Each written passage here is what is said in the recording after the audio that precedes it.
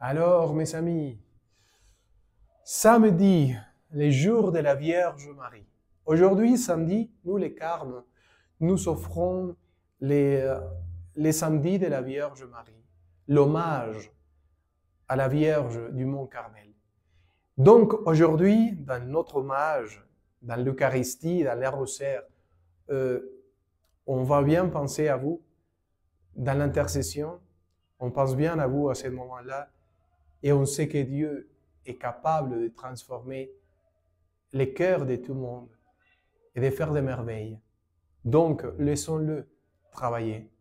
Aujourd'hui, justement, l'Évangile selon Saint Matthieu, chapitre 13, 24 au 30. Voilà, il parle de quelqu'un qui a sémé la sémence, la bonne sémence du blé.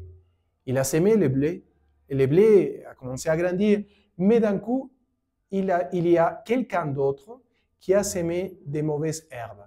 Des herbes que ce n'étaient pas les blés, que ce n'était pas une bonne plante qui va produire des bons fruits, une chose mauvaise qui va détruire la culture. Et finalement, quelqu'un lui pose la question, alors on arrache la mauvaise herbe, l'herbe qui va étouffer le blé, et il dit, mais non, laissez-les grandir ensemble. Et après, on va enlever le blé, et après, on va séparer la mauvaise culture de la bonne. Alors, c'est ça. Et après, on va mettre dans l'endroit où on garde précieusement les blés. C'est des paroles que moi, je ne sais pas par cœur en français, mais en tout cas, c'est pour dire, vous savez dans votre cœur un Dieu créateur qui est en train de vous transformer, qui est en train de s'aimer la sémence de sa présence chez vous. Il va grandir davantage, de plus en plus, et il va faire une merveille dans votre cœur. Vous ne vous rendez pas compte, mais depuis votre naissance, même quand vous étiez dans les entrailles de votre mère, depuis là, Dieu a commencé à faire son miracle. Depuis là. Et il ne va pas arrêter de faire son miracle jamais. Donc, en même temps, on est faible. On est pécheur.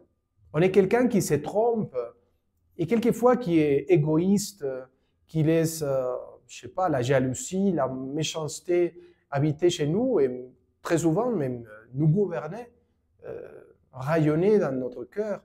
Mais quand même, il y a un Dieu qui, depuis votre naissance, même avant de votre naissance, est en train d'agir et de travailler dans vos cœurs. Donc, laissez-le travailler. Il veut faire une merveille de vos cœurs. Il veut vous transformer à quelqu'un qui se rassemble au Christ.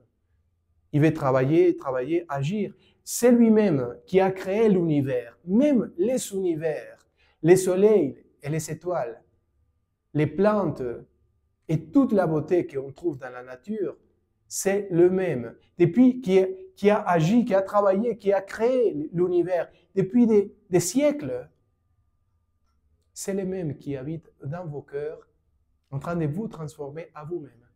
C'est pour cela que vous avez l'espoir de la vie éternelle, parce qu'il y a quelqu'un qui est en train de s'aimer la même vie éternelle dans votre cœur. Il est extraordinaire. Il enlève le péché. Il vous enlève toute la méchanceté qu'il y a dedans et il va vous faire devenir semblable au Christ. Laissez-le travailler. Ouvrez les portes. Disiez à lui, viens mon Seigneur, viens mon Dieu, viens Jésus, transforme-moi. Je vous assure, même si on est dur, même si on est comme la pierre, qu'il faut agir pour la casser, il va finir par faire son travail bien fait. Que Dieu vous bénisse au nom du Père et du Fils et du Saint-Esprit. Amen.